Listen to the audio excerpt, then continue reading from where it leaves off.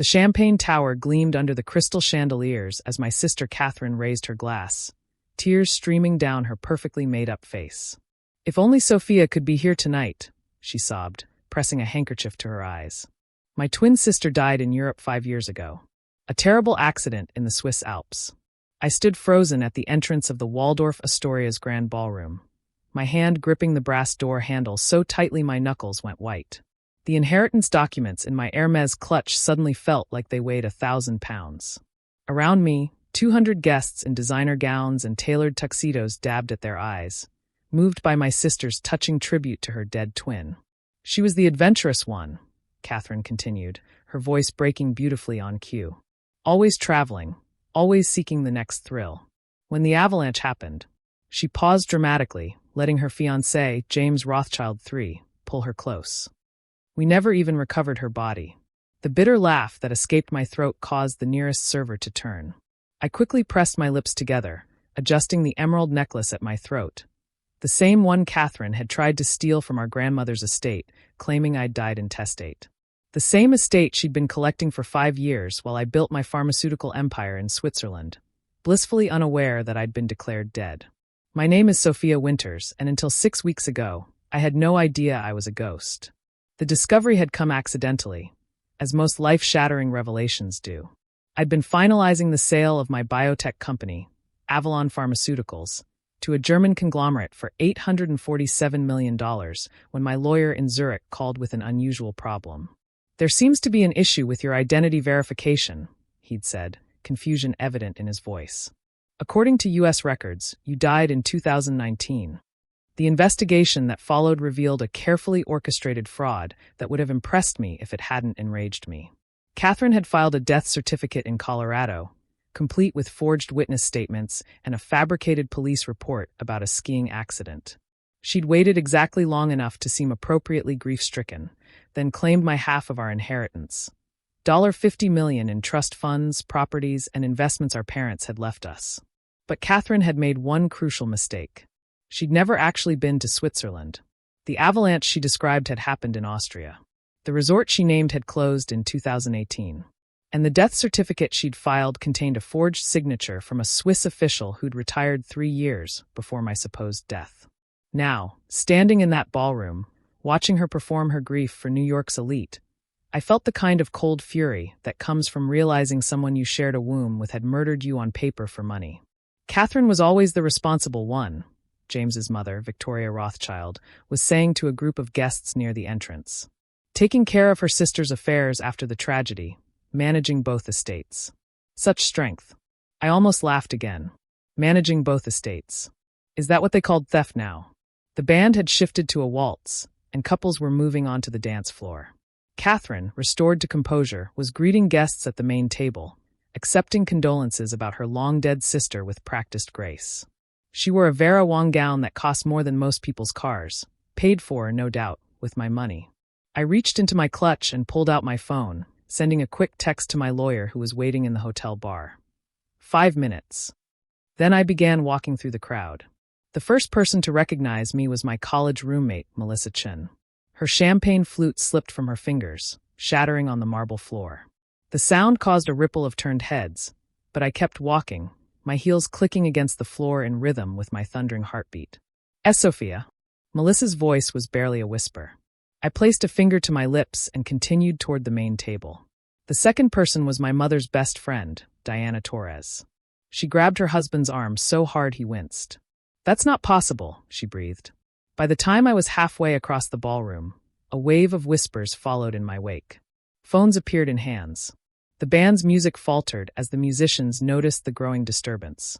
Katherine was laughing at something James had said, her hand on his shoulder, when the crowd parted before me like the Red Sea. She looked up, mild annoyance crossing her features at the interruption. Our eyes met. The color drained from her face so completely that her foundation looked like a mask against her neck. Her mouth opened, but no sound came out. The champagne glass in her hand began to tremble. "Hello, Katie," I said, using the childhood nickname she'd always hated. "Sorry I'm late. Traffic from the afterlife was murder." The ballroom had gone completely silent except for the distant clink of silverware from the kitchen. James looked between us, confusion evident on his patrician features. "Katherine, who is this?" "I'm Sophia Winters," I said, extending my hand with a smile that didn't reach my eyes. "The dead sister. Though, as you can see, reports of my demise have been greatly exaggerated." Katherine found her voice, though it came out as a croak. This isn't possible. You died. There was a death certificate. The Swiss authorities are actually quite interested in that forged death certificate," I interrupted, pulling the documents from my clutch. "As are the FBI, the IRS, and the Colorado State Police. Identity theft, fraud, forgery, and filing false documents. It's quite an impressive list of felonies, Katie." James stepped back from Katherine as if she were contagious. "Katherine, what is she talking about? Oh, she didn't tell you?" I turned to address the room, my voice carrying clearly. "My sister filed a death certificate for me 5 years ago while I was living in Switzerland, building my pharmaceutical company. She claimed my inheritance, sold my properties, and liquidated my accounts. $50 million, all based on a lie. You abandoned us." Katherine suddenly shrieked, her composure finally cracking. "You left for Europe and never came back. No calls, no visits." "I called every month," I said calmly. "You told me everyone was too busy. I invited you to visit. You said Switzerland was too cold. I sent Christmas cards. You claimed they never arrived." I paused, letting the words sink in. "But you cashed every check from my trust fund that was still being auto-deposited into our joint account from college, didn't you?" Victoria Rothschild had risen from her chair, her face a mask of horror. "James, get away from her. The wedding is off." "The wedding is definitely off," I agreed. "It's hard to have a wedding when the bride is in federal custody." As if on cue, my lawyer entered with 2 FBI agents in dark suits. The guests gasped collectively, phones now openly recording the scene. "Katherine Winters," the lead agent said, producing handcuffs. "You're under arrest for identity theft, wire fraud, and forgery. You have the right to remain silent." Katherine's legs gave out. She collapsed into her chair, the designer gown pooling around her like spilled milk. "Sophia, please," she whispered. "We're sisters. We're twins."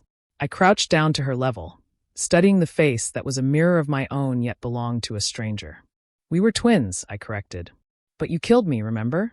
5 years ago in an avalanche that never happened at a resort that didn't exist."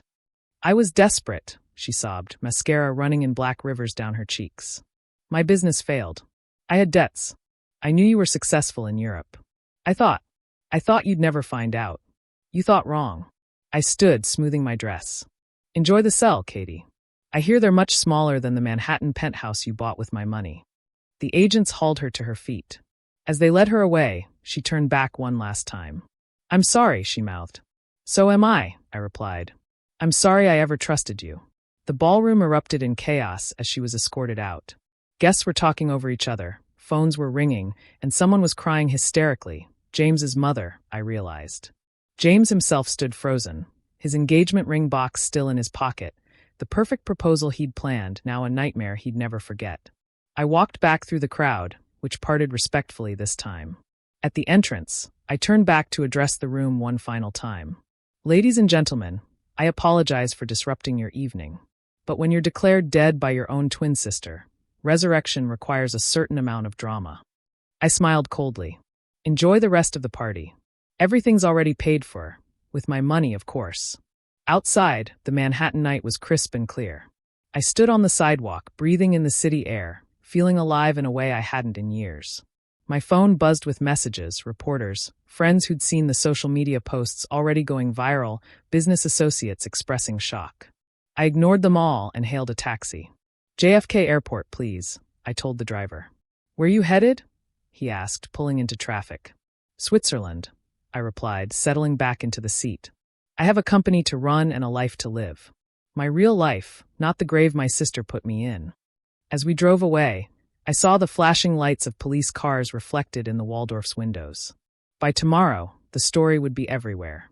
The dead twin who crashed her sister's engagement party. The resurrection that ended with handcuffs. Katherine would probably serve 5 to 10 years. The money would be returned, though most of it was already spent. The properties would be recovered. Justice would be served. But sitting in that taxi, watching Manhattan blur past, I realized the real justice wasn't in the arrest or the money. It was in the simple act of walking into that ballroom alive, proving that some bonds can't be broken by death, even a fabricated one, and that the truth, like the dead, always finds a way to rise. My phone rang. An unknown number with a Swiss country code. I answered. Ms. Winters. A familiar voice, my CFO in Zurich. The Germans have agreed to your terms. 850 million, not 847. Congratulations. I smiled, a real smile this time. Thank you, Marcus. I'll be back tomorrow. We have a company to sell and a future to build. Welcome back from the dead, ma'am, he said with a chuckle. Thank you, I replied, watching the city lights fade into the distance. It's good to be alive.